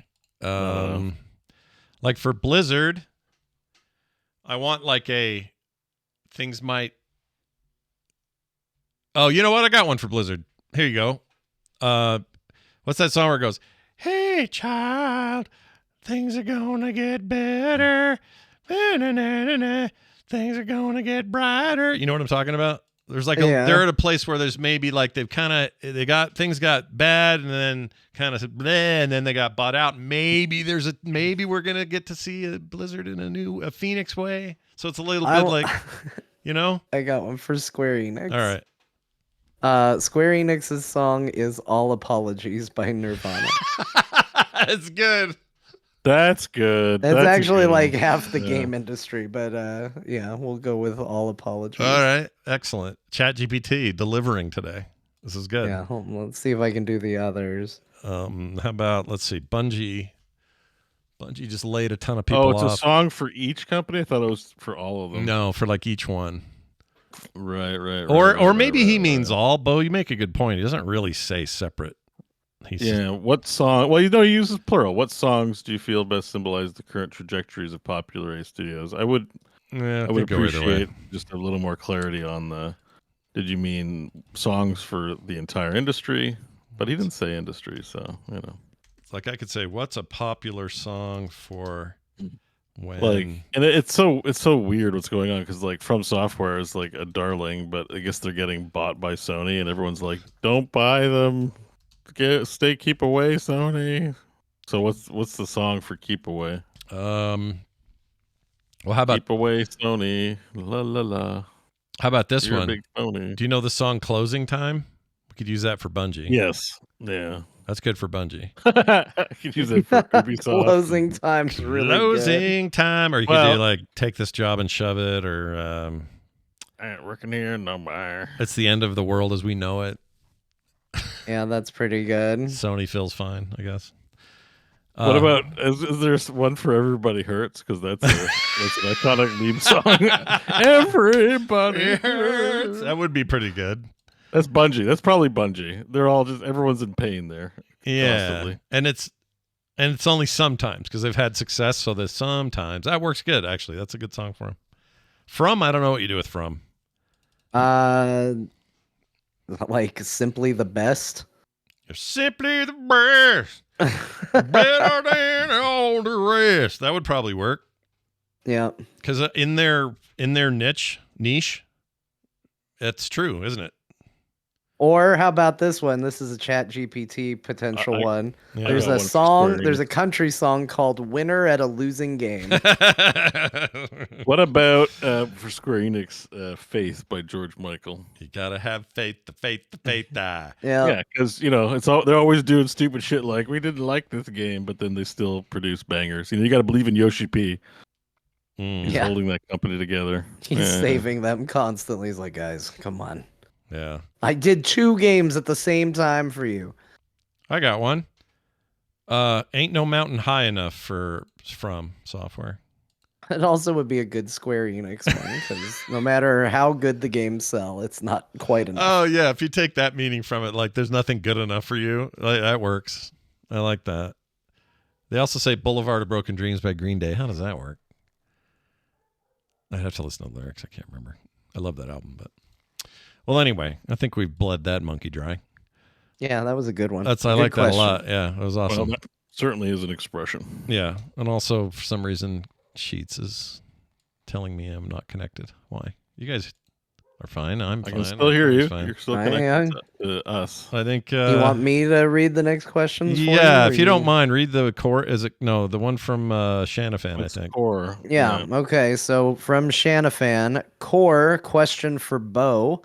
I think we're at the 1-year anniversary of your career change. Congrats.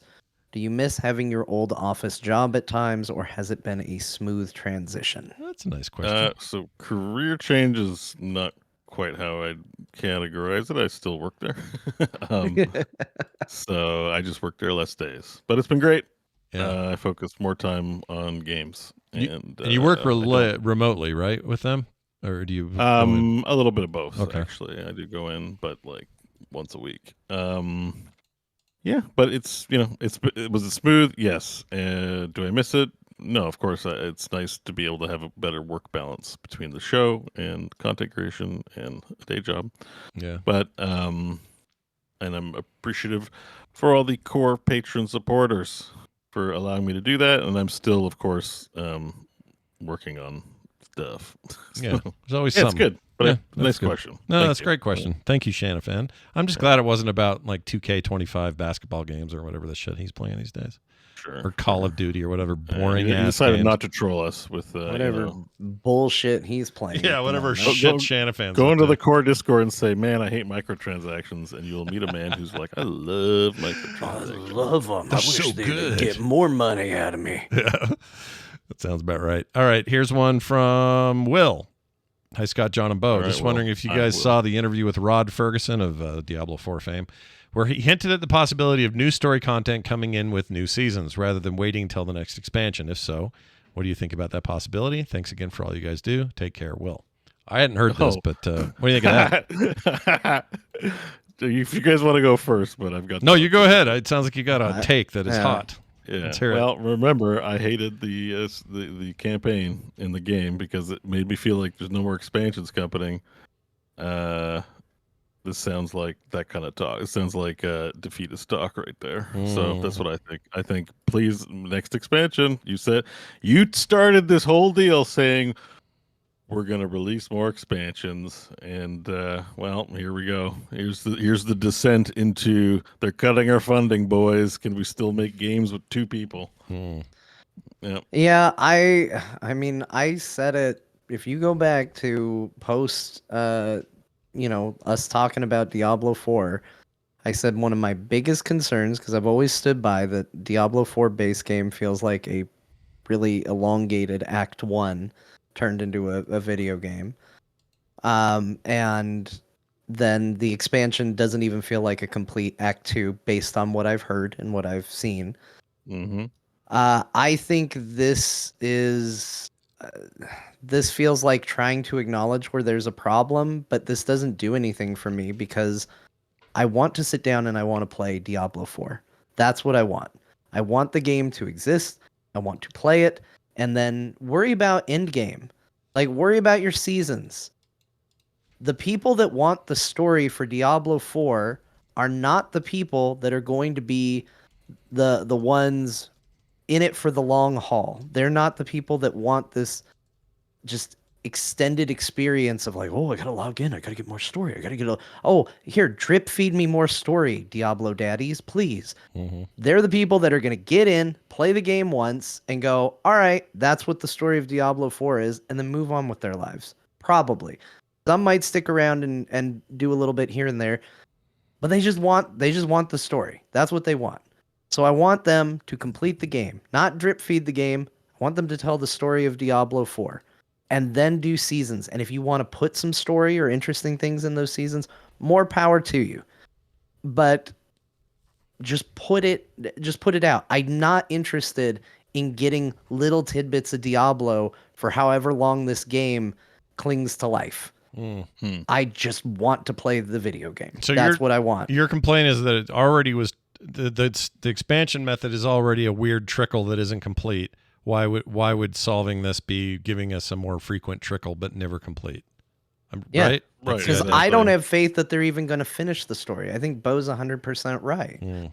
I don't have faith We that it's didn't want to going to believe them get to an early, ending. Right. because this was their whole pitch early on. Yeah. Where it was sold as Story a more beginning of often. a story, Yeah. and there'll be expansions and with Yeah. an S. Yeah. And now we're getting loser talk. Sorry. Yeah, John. I mean, I hate that. Please stop letting John be right. Yeah, I don't want John to Please. be right. Please. I don't want to be right, and I love being right. Yeah, I would love it if John was wrong on this one. That would be nice. Oh, But- speaking of which, you see the trailer. It's not a launch trailer, but the newest thing for Path of Exile 2 looked pretty good. I did. Yep. I bought my pre-order pack for Path of Exile 2. Nice. What do you? I gave them cash for this free game already. That's what I did. What is Path of Exile 2? It looks good. It looks like fire. Like, Yeah, it looks really good. But what do you buy? I guess you buy skins and some kind of it's all cosmetics, and the cosmetic purchases are shared over PoE 1 and 2. Mhm. So everything you bought is carried over, if applicable or whatever, in terms of like expansion space for your like stash expansions or cast purchases rather than in-game purchases. Yeah. So if you want more storage, then you can get that. There's cosmetics, and there's other like quality of life enhancement features for your account that I remember. Yeah, there And it like is. they have battle passes and shit too. So they have three or two tiers, 3 tiers. Let's see. Yeah, they got Three three tiers. tiers in there, and I think there are ways to spend additional money, but Did you get that's what they have so far. Did you get the middle one, or how'd you do it? I got the middle tier. Mm. That's what I did. I figured I owed them a little bit of money because I spent 0 money on Path of Exile 1, and I got a lot of joy out of that game. Mm. I do tend to feel like if I'm enjoying your game, even if it's free to play, I feel like I should give you some money for it. I just think that's the transaction that should happen. I'm really enjoying these descriptions because it says the usual shit, but the last item is just points. 600 If you just look at- points. it's just and 600 point. Like what? Just what is that? points. What is I've been that? getting points. It's just, you get them. It's You so get some generic. points, like, man. What do you? Do What you do want you? points I for guess. $80? I mean, is that a current? It's not I currency. think it's in the game. in-game currency, but it just says points. Like Points. It's very weird. But I didn't know they had housing in this in the form of a hideout because you got decorations and Yeah. stuff. I didn't Yeah, know you that. get hideouts in the game. All right. Well, I'm interested. really excited for it. I did not think I was going to be, especially amongst us on the show. I didn't think I was going to be the one who got into Path of Exile. Well, you remember and I've played it extensively. you did too. play it. Yeah, that's true. And here we are, and I'm so excited. It looks it looks so good. I would always play till about Act 5 or whatever the original acts were, and then I would fall off, and I did that like 3 times. Yeah, there's 10 acts, and you play them through twice Yeah. before you get to endgame. Yeah, I really didn't get very far. I have 107 hours in Path of Exile. It's a decent amount. It's pretty good. So, yeah, I mean, honestly, faith a little shattered with this Diablo expansion. Like I said, I actually had a really good time. It's well made and designed, but this looks like a game made by people who are moving on to other products. Yeah, we still have a Path date. of Exile, all they make all day is Path of Exile. So when you're deciding where you're going to spend hundreds of hours, you're going to go with the company that's going to spend all their time on and do something with the money you give them, you know. Yeah. I don't know. It's interesting to see this come around the way it has. People are pretty excited about it. Do we have a date? We don't have a date. Yeah, we do. Yeah, But we do. they- Like a couple weeks. yeah, the Steam early has no access date. starts in like 2 weeks. Okay. Which early access is not going to be the full game, but yeah, early access is in like 2 weeks. Yeah, And they're doing an interesting thing. Early access is going to be acts 1 through 3, and then I think you skip to end game, and then when they have the rest of the content, the game will be acts 1 through 6, Oh. and then end game. I think you have to do the game twice before you get to end game, but Okay. they're like the missing content will be added later, so you're still getting a whole game in early access, just with missing some of the acts, which is kind of how they did it with the first one. So. also some of the specializations. I think only like half the specializations Yeah. are going to be in the game to start. Oh, there it But is. man, I was watching whatever their version of the monk is in this game, and oh, ooh la la. I was like, man, the combat looks so like smooth and floaty, like just like martial arts style. Like honestly, after like the weirdness that is the Spiritborn, which I love the class and all that, but it's just a monk, guys. Like I'm getting an actual monk class in this game. It's pretty cool. 6th of December. You are correct. Very soon, actually. So it's just Steam has nothing written anywhere. They just say to be announced, coming soon. No item, no date available. I don't know why Steam is so vague on it, but anyway, the new trailer's really cool. If you guys haven't seen it, you should go check it out. Mm-hmm. I'm going to read one more here, and then we're going to call it today. This is a Patreon question from Bradley, who says, what were each of your favorite video games growing up? Like, favorite, best game growing up? And I think to add to this, just for funs, we should try to guess what we think each other's favorite game was. Oh, interesting. Because I think I know John's, but I'm not 1,000% sure on this, but I'm pretty sure it is Chrono Trigger, I think is the answer, right? That is correct. Okay. Yeah. We've talked Chrono enough Trigger. about it. From the moment I got to Chrono Trigger, I was like, well, geez, there's the bar. And I felt like nobody even got close to clearing it. Not that I didn't like other games, but I felt like, that'll just be my default answer for forever until Mass Effect came out. And then I was like, oh, maybe I'll divide it into classic and modern. Yeah. But yeah, Chrono Trigger growing up. I mean, I feel like my guess for Scott would be Joust, but that feels like a cheat.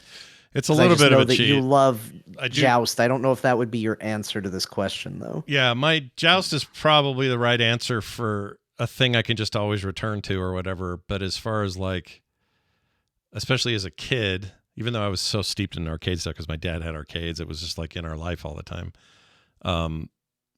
Like games that were more had more permanence or whatever, probably Super Mario Brothers 3 still stands as, if I had to pick one. Oh, it's hard though. There's so many other games, but I think I probably got more just pure enjoyment out of that. What did you think of the movie The Wizard? I think The Wizard, I saw it way later. Okay. And I think you didn't see it as its marketing material that it was. I saw it in my 20s and then realized what a marketing thing it was. I didn't realize it was basically a commercial for 3, right? The whole thing and the arm thing, the power glove. Power glove. It's yeah. so bad, It's as so they bad. say in that movie. That movie's bad. But I'm glad it exists. But yeah, I missed that the first time. Bo, let's see. I'm gonna Hints in the name. Bosby. Oh, right. It's where you got Gorath from. But what was the game? Oh, what was yeah. the name of the game that it's from? He did a whole bonus episode about it. a substantial bonus episode about it. Yeah. Why is my brain not working though? I can't remember the name of the game though. I can't remember, Bo. Can you give us a hint? Oh, Oh, well, that really helped. I'm giving you a hint of the Marriage. Marriage. is what brings us- B The bitch of the beast of betray the betrayer. The betrayer of Gondor. I don't know. Really? Okay, it's 3 words. First word is betrayal. At Trail at betrayal. Crondor. Oh my god, okay. Betrayal of Crondor. Oh, it's Crondor. Oh, I you said were Gondor. close with Gondor. Yeah, I you were was really close. close. I couldn't remember. Betrayal of Crondor. That's right. You did a whole episode. That was actually a really good episode. I just forgot the name. Mm-hmm. It was so good. The topic of it, I completely forgot. No, it wasn't your favorite game growing up. It was mine. Right. No, I understand that. I mean, it's so funny. Yeah, you just saying that makes me go, oh, yeah, but what about this? And I like, there's so many. It's hard to pick favorite games. It's really hard. I mean, yeah, we played a lot, but like it was a game that made such a huge impression on me that when I started playing MMOs, I started naming myself after Gorath because I loved that game and the character was cool. Yeah.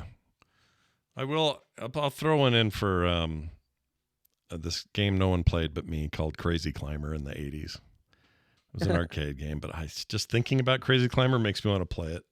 The game was magic. So, just for clarification, someone asked, because Torture Cell asked, Betrayal of Crondor was a game before it was a book. He did the book like a decade later. The whole notion of Betrayal of Crondor is they got an author to write actual like authory things in the game, in addition to being innovative in other ways. Oh, interesting. So it was like not a full text adventure, but when you start a new chapter, you get 3 or 4 pages of like narrative, and when something big happened, you get a lot of like stuff written by Raymond D. Feist in the game. Yeah. The story was set in canon as well to the books, which led me to reading all of his books. But it wasn't until later when I guess, it is kind of, I don't want to say slop fantasy, but there's like 52 books set in this universe that the author's done over his entire lifetime, right? Like he's quite prolific with his writing, and it's not Shakespeare. It's just, good fantasy, breezy reads. I like this guy. I feel like this just really describes the kind of player you are, the kind of things that interest you in games. And that story you told on that show and you talking now just reminds me that this is the kind of gamer Bo is. Yeah, I thought it was a fancy game because it had an author in it, writing authory text in it. And, I was like, oh, these other games don't have reading in them, but I think reading's great. And so let's do reading games. Can I interest you in it was a bit of pretension, but it was good. Can I interest you in riding around on an ostrich as you bonk on the heads of other giant chicken things? I mean, that's pretty deep lore in the Joust universe, Yeah. Well, I like all kinds of games too. It's not that. It's just it was a special one. That's true. It's just super cool. Also, like I know they looked goofy, but to my young brain, it was still awesome that they were using real actors for the avatars. I was like, someday you'll just be controlling actual photorealistic, people, which never happened. But yeah, we said VR wouldn't happen. It's kind of happening. So maybe you never know. We might get fully photorealistic, controllable characters one day. You never know. Keep your eyes peeled, everybody. Thanks for Thanks for your questions, your calls. Oh, we didn't do any calls, but thanks for your texts, your questions, and your emails. All this stuff. We got a bunch more we didn't get to, but we'll save these for future episodes of the show. And we're glad we were able to put something out this week. If you're a patron, you'll also be getting my bonus episode this week about said Crazy Climber and how it saved my life. Oh. Yeah. It's not exactly what you might assume, but it's not like if it wasn't for Crazy Climber, my life was spinning out of control at age 13 or whatever I was.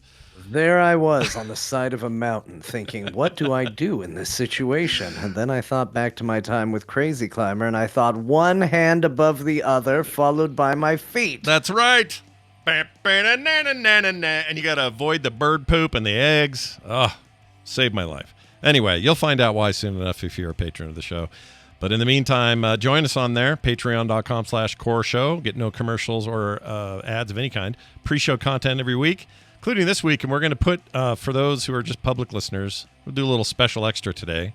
and put our pre-show at the end of today's show for everyone, for the whole public to have. So you just have this extra little thing hanging out there just for funsies, because we're feeling generous on this Thanksgiving weekend. This is us giving thanks to you, the listener of Core. All right? All right. Frogpants.com/core for everything else. I think that's going to do it. No grandma, no nothing. Just us leaving.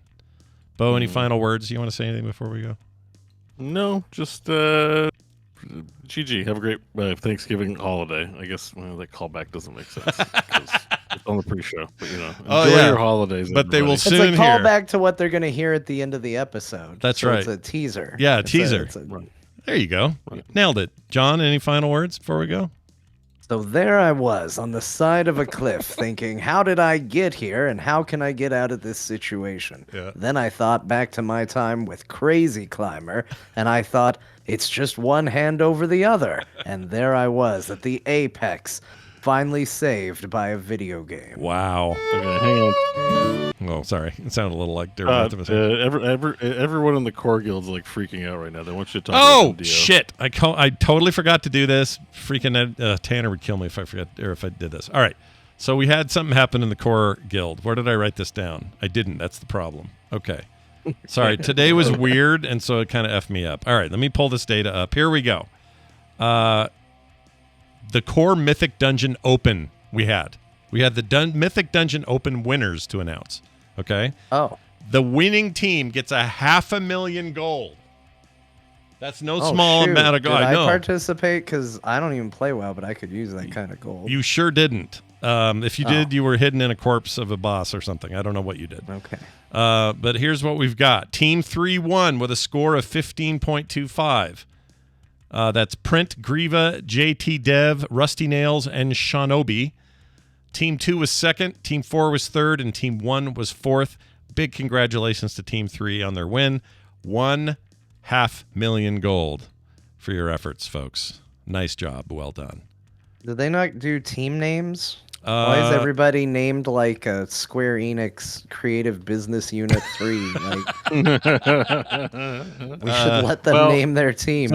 Because Team 3. It was a shuffle. People don't assemble their teams. Like you provide your mythic rating, and they were balanced because some people had high ratings and low ratings. It was so. I still think they probably could have taken 5 minutes to come up with the name. So definitely good feedback for Tanner. Like just come up with something. Yeah. But, yeah. Like this, like Sega used to do. Sonic Software Planning. Sonic Software Planning. yeah, there you go. Well done, guys. Creative name. All right, well, that's awesome. Thanks for the reminder. Sorry, Chad. I honestly, like, this all came down right before the show, and I was like, oh, yeah, let's do it. I'll make sure that it's in the notes. And then I forgot because I'm a dumbass. But anyway, we got it. We did it. We had it. Thanks for all of you listening. Glad we delayed things so we could fit that in. And we'll be back, not this Thursday because of the holiday, but the following week with lots more stuff. Maybe some more information about this rumored Sony handheld that's coming out. Not just a sequel to the Portal thing, but maybe a full-blown new handheld. Who knows? You'll have to tune in to find out then. Until then, have a great holiday, and we'll see you then.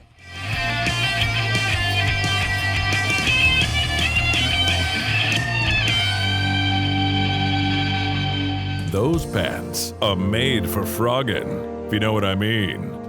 I actually don't. Frogpants.com. Nice. Nice.